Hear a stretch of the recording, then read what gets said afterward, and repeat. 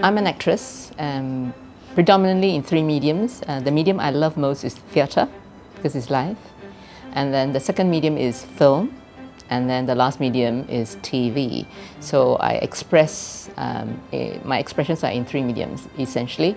Simply because in theatre, when you are performing live, almost entirely the work is yours. Because when we rehearse with the director, we have a direction. But once when you're live on stage, the energy is also drawn from the audience. So it also depends on that day what kind of audience you have. Of course, we don't let the audience take us away. We still keep our focus. Yet, on a different day, the expressions is ever so different. That's one. And the director has literally no control because the show is live. So if you make a mistake, it's yours forever to bear. On film, a lot of it is the director's hand because everything it can be cut and edited to perfection. So almost every take, what's put out there, which is edited, is perfect. As for television, over the years, because I started television in 90s. So over the years, they have upped their filming quality because of equipment, because of technology. So it was almost got a film quality. But television, I do mostly TV series. And TV series, unfortunately, you have a quota, meaning within one day, you have to shoot very many scenes. And the most time, the directors have a quota to work with, so they speed it up. So you don't get what you get in film. Yeah, and I don't do mainstream films. Mostly I do independent films. Not that I don't like mainstream, but I'm picky about scripts. So independent and art films allow more expressions. I think acting found me rather than I found acting. I grew up as an only child, so a lot of it is playing with my dolls and my teddy bears. So being alone and talking with imaginary friends is almost natural to me. And my mother was gave me a very enriched childhood, I must say, because she was very creative, and my upbringing has always been with adults. So whenever she's cooking or baking, I would always be given some little small tasks that I can handle. And that became like acting it out, you know, because I would copy her. Whatever she's doing, I would copy, I would emulate. So that play became life, because that's what we do, right? We get up, we eat, we work, or we go to school, we come back, we use the toilet, we wash ourselves, and then you eat again. And after you've eaten, you go to bed, and the life process starts again. And in between your relationships with the people you live with, grew up with, that's life. So acting is pretty much the same except for different stories. Therefore, when I was growing up, I was asked, what would you like to be? I never said actress because I didn't think about it. But I grew up with watching a lot of films because my late father was a great cinema lover. He loved to go to the cinemas, and I grew up on a diet of Shaw Brother movies. Yeah, more so Mandarin and Cantonese movies, and then also Cantonese opera, because my late mother was Cantonese. So I was exposed to a lot of Cantonese opera, and Cantonese opera is life. Therefore, when that opportunity came in school even, I was everywhere else but studying. I was always performing something or another, yeah, in co-curriculum, basically. So when there was an opportunity in '82 to say, would you like to act in theatre? And training will be provided in the much-loved story of Lady White by Sir Zuan. I went for the audition. I got the role of Xiao Qing, Maiden Green. That was how I started in theatre in Kuala Lumpur. So acting found me, and I found through acting, it was very interesting because you live a lot of lives. Because as a person, you only live one life, your own. But through acting of roles, you live many lives, and you understand what drives people, what makes them tick, be it tick for good or tick for bad. You learn. So in many ways, I think this profession is a blessing because it makes you experience things without having to go through the consequences, except for during the acting. If you're a bad person, you get punished. That's because you're playing a role. You don't get punished as a real person in your real life, you know. So you learn from other people's mistakes, so to speak. No, I've not been formally trained as in an academy but I've worked with some very, very good acting mentors, right? The first one, 我的恩师, the one who started me off in theatre is Mr. Chin Sansui, Zheng Sanshui 老师. And then apart from that, I also have dance teachers, wushu teachers, as well as Chinese opera sifu. So why I have so many? Because it adds value to your acting as an actor, as an actress. Acting is something where an actor uses their body language, facial expression, and sometimes voice to craft the space around you to create a role and to express. And as an actor, you're given different roles, and it needs for your body to do different things and to feel in different ways. So you need to understand how your limbs, hands and legs, and other parts of your body, how it can work. So you optimize what your body can do physically. I don't want to limit myself. So therefore, I feel that yes, going to an academy to train or study 4 years, 6 years, 10 years, whatever, is good, theoretically. But when you apply theory, in practicality, theory doesn't always apply. It's something you fall back on, but it may limit you if you stick to theory too much. After all, acting is about life. We're always acting out roles of human beings, right? And life, there's a lot of, there's changes in every minute, every second. We call life in flux. You can't tell the next minute, the next hour, the next day, the next month what's going to happen to you, really. So emotions are the same. So in acting, it is one person's life magnified in 1.5 hours in terms of film or theatre. So in 1.5 hours, you have to go through all the emotions of one person's life, or 1 minute magnified. So if you don't experience and taste and savor life, just going on theory, I believe, is not enough. So therefore, the training came from the University of Hard Knocks of Everyday Living. I attended University of Hard Knocks and Everyday Living, and through that, with the coaching of many different masters and mentors, you learn to give your body and your mind, your creative mind, which is essentially a muscle, more language, a repertoire of language, if you say. And you equip yourself. When you talk about dance and wushu, martial arts, it is very physical. So it gives you an arsenal of physical movements, be it big or small, or even minute, like raising an eyebrow, to give it meaning, to underscore what you're saying in terms of dialogue. And in terms of art film, a lot of times it's very minimal dialogue. You don't really say very much. A lot of it is in what you feel. And from what you feel, it is projected. And the film that captures your emotion or your layers of emotion tells the story. So I feel that I did not lose out if I didn't go to an academy. But I spent a lot of time learning different art forms. Even painting is a medium of expression.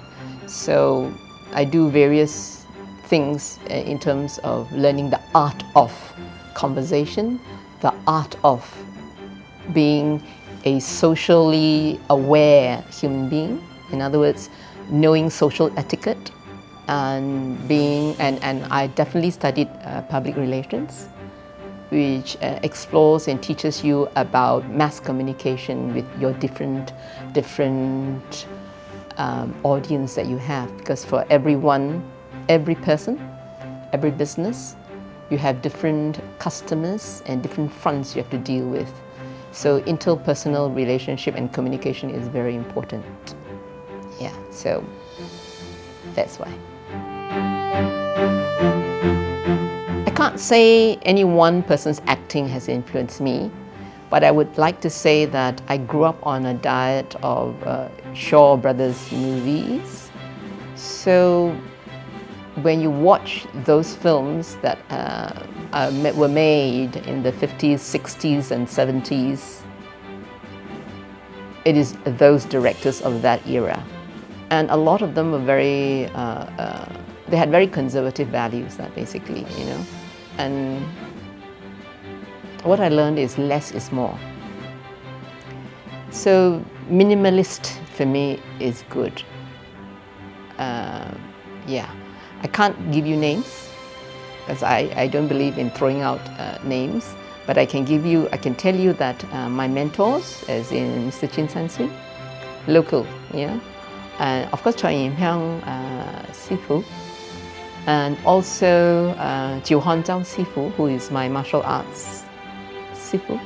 These people gave me values in life to be able to appreciate every role that I take on and how I express them. So for me, I believe minimalist is good. And of course, I have to quote Tsai Ming-liang 导演. He gave me my first feature film. He directed me in my first independent feature film in 2006, 黑眼圈, I Don't Want to Sleep Alone, which was shot in Kuala Lumpur. And through him, you really observe the art of filmmaking, how his values guide him. And we talk about his films and his stories are about mundane, everyday life. Nothing, no Superman, you know, no car chase, no kung fu.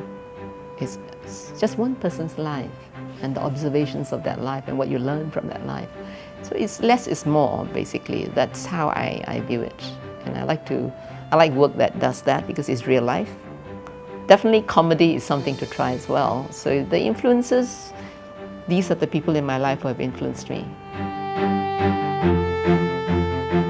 In film, actually I like the mother that was portrayed in the I Don't Want to Sleep Alone.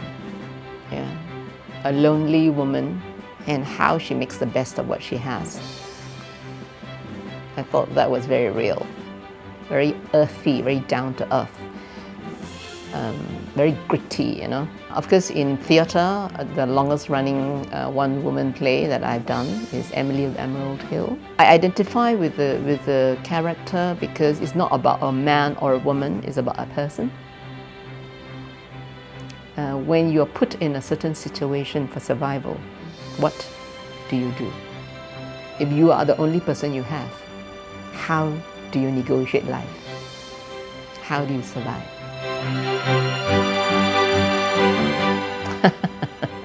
Today's Thursday, my week hasn't ended yet, yeah?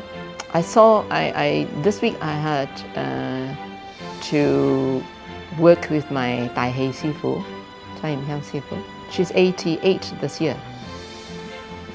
She's still leading a Tai Hei troupe, Cantonese opera troupe. And you see her, she lives alone, if you will. You see her being brave and strong, living life every day. And for a lot of us, yeah, 2 years in terms of showbiz, 2 years we really don't have much work to do because of the COVID situation. I'm so encouraged and so inspired by her determination to live. Although she is, well, you know, old age, movement is restricted and all that, but the fact that she wants to go on living, she wants to go on running her business, she's so passionate about Tai Hei, Cantonese opera. Anybody wants to learn, you don't have to pay her. As long as you're willing to learn, genuinely wanting to learn, she will be there for you. And I'm inspired also by a group of Malaysians. They are cultural researchers. So they're researching on Tai Hei. And we will be meeting, we means my sifu and I, will be meeting them tomorrow. And they, as cultural researchers, want to archive Tai Hei in Kuala Lumpur. So they are traveling down from Perak, and they are going to take photographs. They will interview. They want to see everything and know everything there is about Tai Hei in Kuala Lumpur since Kingdom Come, I mean since day one. And my heart is very warm because of their interest in Chinese culture, in Cantonese opera, to be particular, to be specific. I think the thing to understand and acknowledge that this is a cultural heritage. In those days, we don't have television, we don't have internet. So the only entertainment you have is Tai Hei, live performances. And in Tai Hei, they tell you stories that have cultural values, moral values, righteousness, values in life of who the Chinese are, what the Chinese believe in, what makes a Chinese tick, why do the Chinese do the things they do. So these are our roots, and they're very important. If we don't have the past, we don't have today. And if we don't learn from the past, we'll forever make mistakes. Oh, they think I'm very strict, they think I'm very stern because I have this very stern look. 很凶, very fierce. I think she's fierce. Until they really sit down, if they take an interest, to speak with me, to have a cup of coffee with me, or more than one cup of coffee with me, and they will get to know that I'm really eccentric. Yeah, I can be there, I can have fun. I know how to party. If you want to party, yeah.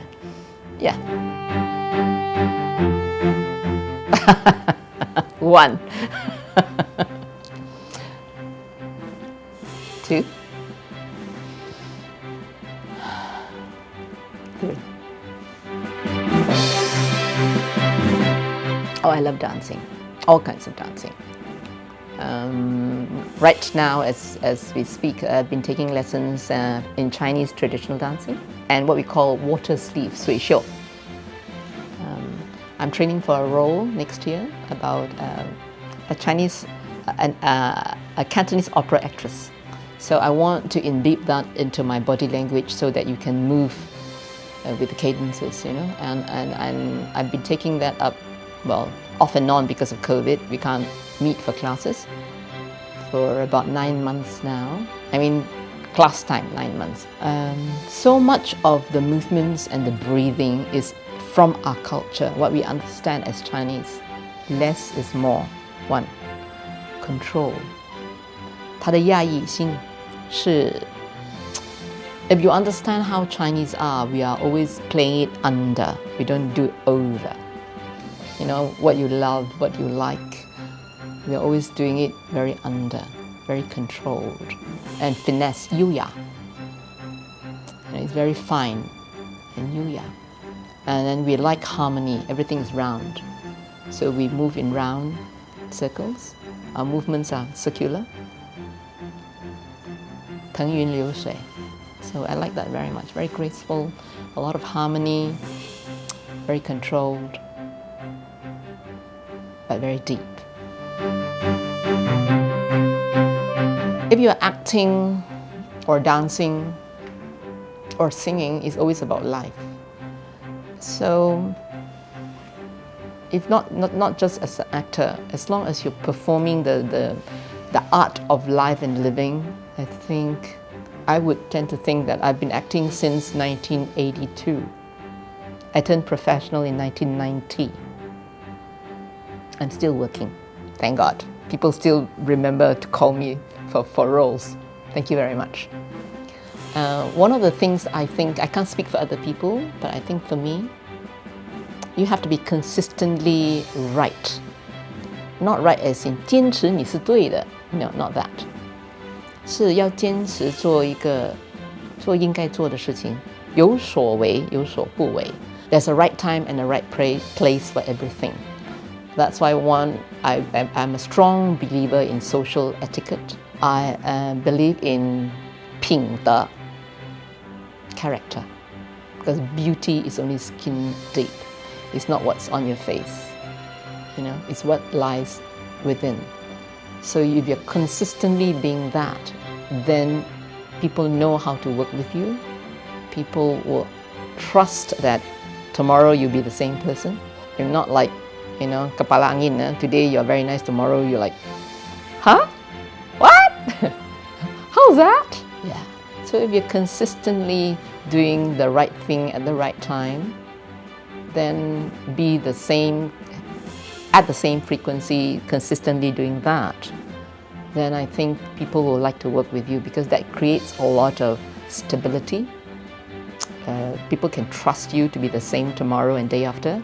People will know that what they communicated with you is consistent, as long as the information is complete and everybody knows where they are going. So 品的三个口很重要，不是多嘴，是你要懂得那三个口 the three mouths that form the word 品. What does it stand for?